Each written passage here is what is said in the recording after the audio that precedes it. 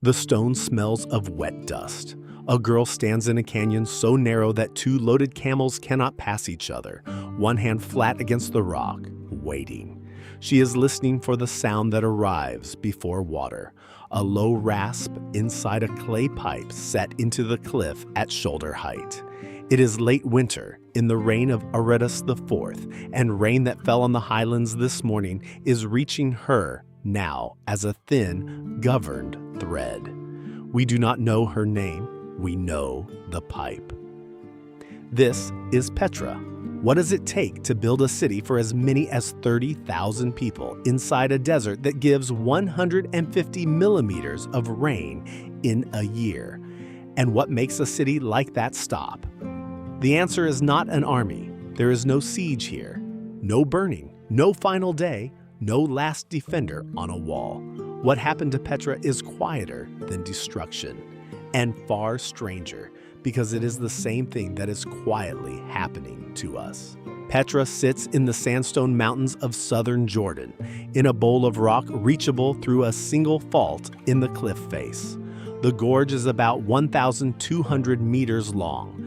In places, the walls rise 180 meters above your head and close to 3 meters across. You walk it in shade, in cool air, in near silence, and then the rock opens, and there is a facade 40 meters high cut directly into the mountain. Columns, a pediment, a stone urn at the top, carved downward from the summit by men hanging on ropes because you cannot scaffold a cliff. The people who did this were Arab nomads. The first time they appear in written history is 312 BC, when Antigonus, one of Alexander's generals, sends an army to rob them. Diodorus Siculus, drawing on the eyewitness historian Hieronymus of Cardia, records what the Greeks found: a people with a law forbidding them to sow grain, plant trees, build houses, or drink wine. Anyone who broke it was put to death. This was not superstition. It was strategy. A people with no fields and no walls cannot be besieged, taxed, or starved. And Diodorus records one more thing. They dug cisterns out in the open desert, sealed them with plaster, covered their mouths, and marked them with signs that only they could read. That is the whole secret. It made them extraordinarily rich. Frankincense grows in southern Arabia. The resin is cut from the bark, left to harden into pale amber tears, and then it has to walk. Pliny the Elder, writing in the 1st century, describes the route as 65 stages, roughly 2,000 kilometers of desert between the incense country and the Mediterranean. And he notes that at every halt something is paid: for water, for fodder, for passage, for guards. A camel carries about 200 kilograms and moves at walking pace for 60 days. The Nabataeans did not own the trees. They owned the thirst between the trees and the sea. Hold on to that, because it is the whole story. Their wealth was never really incense. It was scarcity itself, an empire of thirst. Inside the city, that same knowledge becomes architecture. The nearest reliable spring, Ain Musa, lies about 7 kilometers east of Petra and above it. The Nabataeans brought its water down in ceramic pipes, section by section, along ledges cut into the walls of the gorge, and they laid those pipes at a deliberate angle. The engineer Charles Ortloff, who modeled the system, found that the slope and the pipe diameter were tuned to keep the flow partly full and steady, to stop the water from surging, hammering at the joints, and losing itself to air. More than 200 cisterns and reservoirs were cut into the rock around the city. Every roof, every terrace, every sloping street was a catchment. In a place that receives 150 millimeters a year, they built gardens. At the center of the city, excavated by the archaeologist Lee Ann Bedal, there was a pool with an island pavilion in the middle of it. Understand what that is? Anyone with a caravan can pile up gold. Only Petra could afford to waste water. We have one description of an evening in that city. Athenodorus of Tarsus, a philosopher, went to Petra and told Strabo what he had seen, and Strabo set it down in his geography in the 1st century. He describes a place so orderly that lawsuits were rare, and mostly between locals rather than against the foreigners living among them. He describes banquets of exactly 13 people, each with 2 singers.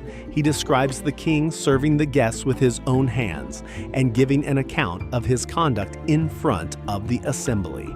The Nabataeans, he says, kept almost no slaves. They served one another, a king pouring the wine. In the 1st century, 10 days' ride from anywhere.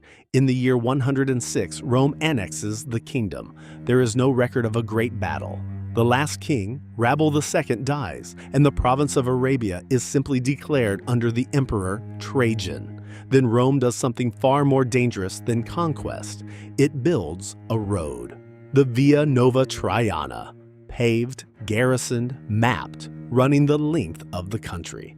And in the same century, Roman captains in the Red Sea learned to ride the monsoon, carrying cargo from Arabia and India straight to Egypt without ever touching sand. The desert stopped being a wall, and the moment the desert stopped being a wall, the only people who knew where every hidden cistern lay between the ocean and the sea were no longer irreplaceable.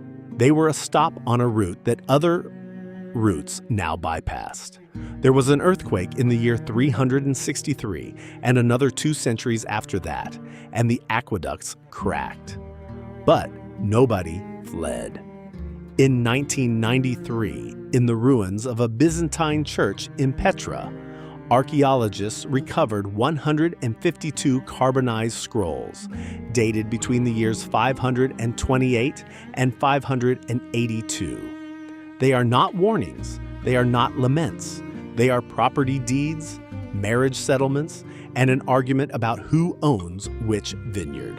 The last surviving words from Petra are ordinary paperwork. That is what the end of a civilization actually looks like, not a scream, a shrug across 300 years. The city was never truly lost either. Bedouin families lived among these tombs continuously, generation after generation. When the Swiss traveler Johann Ludwig Burckhardt talked his way into the gorge in 1812, he did not discover Petra. He was simply the first European to be shown it, and the Nabataeans themselves never disappeared. Their cursive Aramaic script, chiseled into the rock above your head, is the direct ancestor of the Arabic alphabet, the letters that more than 400 million people write today. There is one more thing. In 1963, a flash flood tore down the gorge and killed a group of visitors. Engineers studied the water and built a dam to divert the flood into a side tunnel. The Nabataeans had built the same dam in the same place 2,000 years earlier. We did not improve on their answer. We remembered it. Walk out through the gorge at the end of a day when the sandstone turns from rose to bronze to gray, and you pass the channels cut at shoulder height along both walls. They are still there. They are still angled correctly. The water simply has no reason to come. That is the quiet horror of Petra and its strange comfort. It was not defeated.